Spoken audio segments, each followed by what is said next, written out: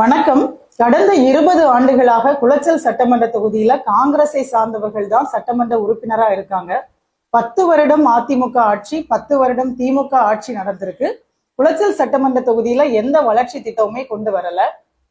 ஐயா காமராஜர் ஆட்சி காலத்துக்கு அப்புறமா கன்னியாகுமரி மாவட்டத்திலேயே எந்த வளர்ச்சி திட்டங்களும் கொண்டு வரல. மக்களுடைய எதிர்காலமே கேள்விக்குறியாக இருக்கு அப்படின்ட்டு தொடர்ச்சியாக நாங்க பதிவு செய்கிறோம். நாங்க சொன்னா நீங்க நம்ப மாட்டீங்க. இத குளச்சல் சட்டமன்ற தொகுதி உறுப்பினர் மதிப்புக்குரிய ஐயா ஜே.ஜி. பிரின்ஸ் அவர்கள் வாக்கு மூலமாக பதிவு செய்திருக்காங்க. அதை கேளுங்க. மாவட்டம் திராவிட முன்னேற்ற கழக ஆட்சியானாலும் அண்ணா திராவிட முன்னேற்ற கழக ஆட்சியானாலும் ஆப்டர் காமராஜருடைய ஆட்சிக்கு பிறகு நம்முடைய டெவலப்மெண்ட்ஸை பார்க்கிற போது எந்த விதமான வளர்ச்சி இல்லை. நாம் வளர்ந்திருக்கிறோம், கல்வியிலே வளர்ந்திருக்கிறோம், கலாச்சாரத்திலே வளர்ந்திருக்கிறோம். இங்கே ரப்பர் அதிகமாக விளைகிறது, அதற்கென்று ஒரு ஃபேக்டரி தாத்தா என்று கேட்டால் கொடுக்கவில்லை. இங்கு அதிகமாக மீன் கிடைக்கிறது, அதற்காக ஒரு பெரிய கம்பெனியை மீன் சரி செய்யக்கூடிய ஒரு கம்பெனியை தார்கள் என்றால் தரவில்லை. இந்த மாவட்டத்தில் எத்தனையோ திட்டங்களை நாம் கொண்டு வந்திருக்கலாம், ஆனால் புறக்கணிக்கப்பட்ட மாவட்டமாக இருக்கிறது என்பதை நாங்கள் கவனத்தில் கொண்டு வருவோம். இன்று ஏராளமான மக்கள் கூடியிருக்கிறார்கள், தோழர்கள் கூடியிருக்கிறார்கள், அன்புக்குரிய தோழிகள் வந்திருக்கிறார்கள்.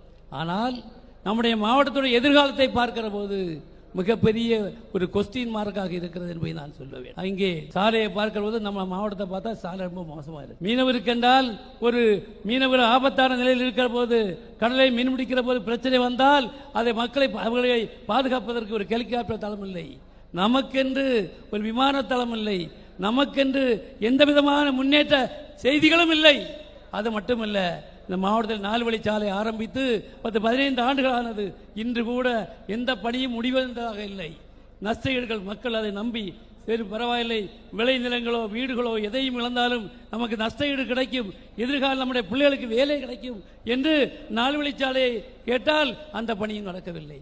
போக்குவரத்திலே பிரச்சனையால் எத்தனையோ விபத்துக்கள், மரணங்கள் ஏற்பட்டு கொண்டிருக்கிறது. அப்படி இருந்தும் ஒவ்வொரு தேர்தலையும் எப்படி காங்கிரஸை சார்ந்தவர்களை வெற்றி பெறாங்க அப்படிங்கிற ஒரு கேள்வி உங்களுக்கு இருக்கும். ஒன்னும் இல்ல, சட்டமன்ற தேர்தல் நெருங்கி வந்த உடனேயே ஐயா பொன்னார் அவர்கள் கிறிஸ்தவர்களுக்கு எதிராக பேசினார் அப்படிங்கிற ஒரு வீடியோவையும், வட இந்தியாவுல கிறிஸ்தவர்களுக்கு எதிராக நடக்கக்கூடிய வன்முறைகளை கொடுத்த வீடியோவையும் சுத்தல்ல விடுவாங்க. உடனே நாமும் பயந்துட்டு திரும்பவும் காங்கிரசுக்கே வாக்கு செலுத்துவோம். வரக்கூடிய தேர்தலையாவது ஐயா பிரின்ஸ் அவர்கள் சொன்னதை கொஞ்சம் சிந்திச்சு பாருங்க.